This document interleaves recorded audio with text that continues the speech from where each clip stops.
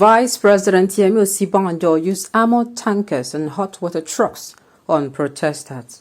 Aisha Yusufu, welcome to the news and please subscribe to our channel. Nigerian socio-political activist and co-vener of Bring Back Our Girls movement, Aisha Yusufu, has reacted to the news that a group endorsing the vice president for the 2023 presidency has said that the NSAS uprising would not have seen the light of day if Vice President Osinbajo's handling of a special anti-robbery squad was not derailed. Wow. Oh my goodness, this kind of news, it makes me like, sometimes it's cracking your ribs, sometimes it's annoying, sometimes you're indifferent to it, but now it's actually cracking my ribs. Coming out to say that he did what exactly? Disbanded the SARS. The SARS that has caused so much pain and the SARS that is still causing so much pain. Come on now. I keep saying it, see, that you are busy cannot be equated that you are productive. If you come now and say, oh, you are doing something about it, just like they'll come on the issue of insecurity, our hands are on deck, all hands are on deck, we have bought a more tank, all those things does not give the desired result. For that reason, the person who comes in and say you have not been doing anything is correct. If they are going to say, oh, he did this, I'm not even coming out to say, oh, when did he did it? Before I speak tomorrow 10th. When did he do it? How did he do it? What exactly did he do? When did he give the order and all that? I'm not here to argue. My own is, okay, they're coming out to say that SARS was disbanded, or he brought about the disband of SARS. Now, no problem. But have we been able to see the effect? It is still everywhere. It is not enough. It is certainly not enough. These people, before the NSAS protest, people were being killed like goats. Your only crime will be that looking good and smelling good is your business. That is what you do, as in you love it. You love looking good, you love smelling good, and you dress well. Then maybe you now have one small money. So to buy a car, they don't even know if it is a loan. You buy a car, then you get yourself a very good phone if it is an iPhone. They don't even care if it is second new or whatever. They don't care. All they care is you are looking like a future armed robber to them. That is what they see. Do you know how many people have died? How many children's their life were cut short? People that if their life, maybe they would have given solutions to problems to our world, to our country. Their life was cut short. During the SARS protests, while it was peaceful, these people came out and said, oh, we cannot allow these people to stay like this. They are unifying and they are forming a great force. We must do something about it. They saw that we no longer thought about our tribe. Nobody was saying, I'm from this. People who lived in different states, and we know that there is no how you're going to say, oh, this particular state is only, for instance, now, you cannot say in Calabar, it is only the Cross Riverans that are there. There is possibility that, the 6 geopolitical zones are also mixed.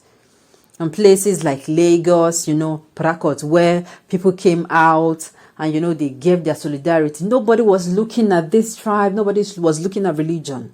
You see, that kind of thing is what Nigerians need. It was an eye-opener. It was really.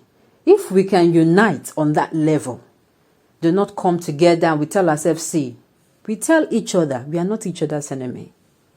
Take it or leave it. The people who are the enemy are those who have sworn to loot Nigeria dry. We are the victims. So we cannot be treating, if one victim, maybe in a hospital, a patient is fighting another patient over a disease. It's like, I don't understand. Who is the cause? Somebody have COVID, the person does not even know he or she has COVID, and maybe the person was in the same space with you, and before you know it, you start beefing the person. It does not make sense. You are both victims of that particular virus. So what am I saying? During the NSAS protest, They also offended people. People were killed. If you see how people were arrested, people were brutalized, people were flogged, some were killed. Some, as I'm talking to you, they're still in prisons. Those who don't have money to bail themselves, who don't have money for lawyer, they're in prison. Not even, they don't are waiting trial for as long as in just because they don't have anybody or money to bail themselves or get a lawyer.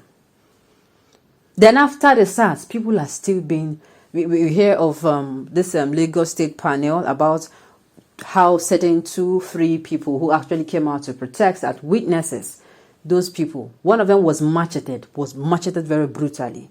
Another was sent a threat letter. So we keep hearing this. So coming out to say you're doing this, like, no, now you're shooting yourself in the leg. Let's find out what Aisha actually told them. The news in detail, please stay with us.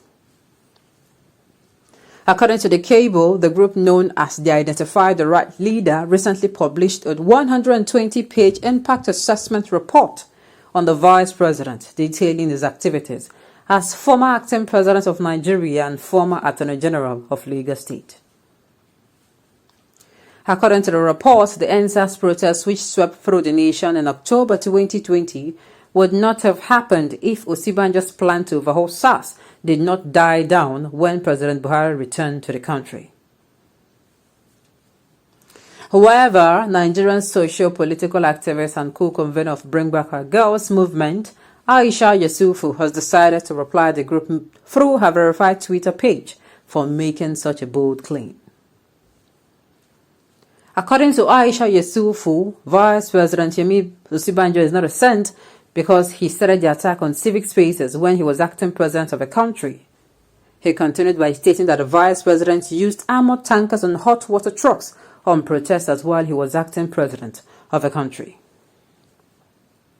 Aisha Yesufu's post reads, "Probably send the soldiers to their family houses to finish all.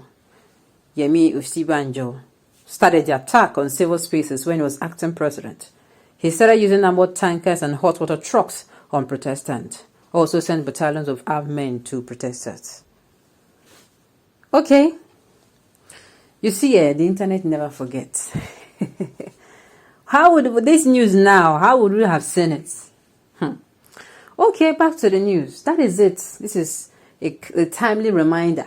Before you come out and make a bold claim, now this is election period where everybody will come out and say beautiful, sweet things about their preferred candidate, and of course people will come out and say horrible things about their political rival.